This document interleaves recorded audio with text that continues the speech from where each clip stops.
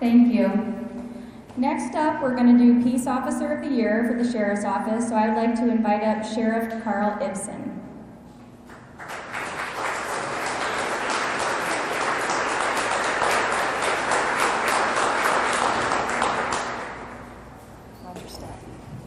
I made it up this year without tripping. Jace, could you come up, please?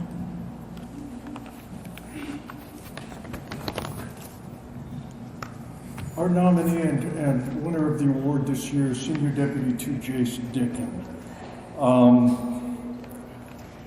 February 24th, 2014, deputies responded to a PFMA call that involved a victim that had been strangled to the point of unconsciousness. Detective Jason Johnson, who followed up on it,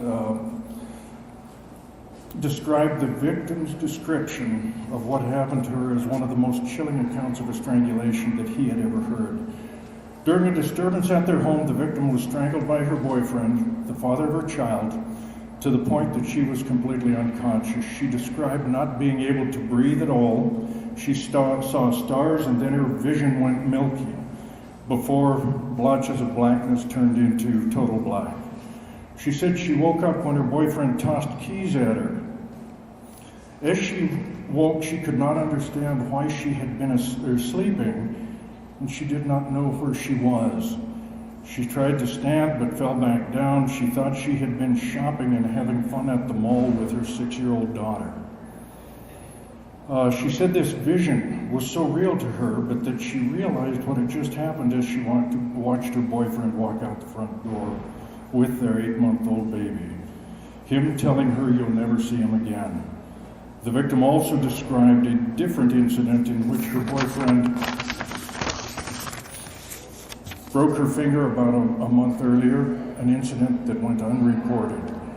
She wasn't sure what to do in this situation, but she would later tell the detective that the only reason that she went to the hospital on the day she was strangled was because of the nice deputy who responded.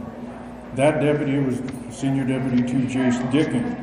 She spoke at length how much she appreciated the way Senior Deputy Dicken spoke to her and for all the details of the dangers of strangulation that he provided her. His contact with her is what convinced her to seek medical help and kick the boyfriend out of the house with the help of family. Her boyfriend was arrested and charged for his crime. As the detective conducted a follow-up interview with the victim, she became emotional while speaking about the encounter she had with SD2 Dicken, especially when she described the way he interacted and played with her children during the call, making a tough situation just a little bit better.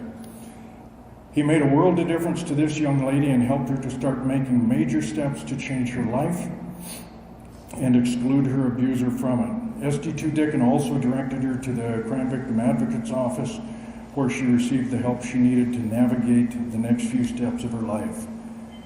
Jace is well known within our office for the compassion he brings to his work as a deputy sheriff and as a deputy coroner. He should be, and we like to commend him for the way he conducts himself and for the positive ways it reflects on our agency. Now, something that isn't written here, I find it especially enjoyable to be able to wind down my career. As you all know, I'm going to be retiring in a couple of months. This is the first time in almost, 42 plus years of law enforcement that I can ever remember a victim from any crime say, "I went and followed up on it, I went to medical, I went to this, I went to that because of that nice cop." And Jace, that I'm really impressed, so thanks.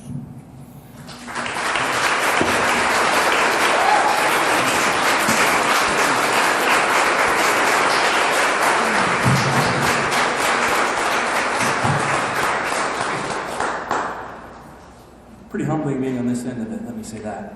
And let me say thanks to all of you. Being a first responder, sometimes we're the tip of the spear and we get to go into the mess and try to make it safe and try to create order, and we don't get to follow up. But I'll be honest with you, 4 years ago, without the first step nurses coming and putting up with grouchy cops at 6 in the morning and teaching us what to say and equipping us with continuing learning and education, I wouldn't have had the words to say. And so, without the advocates following up and pointing them in the right direction, without all of us doing a piece of this, it doesn't happen. So I'm very grateful and thankful and appreciative. But I want to say thank you to all of you as well, because it takes all of us to see this through to the end and to a successful conclusion. Thank you.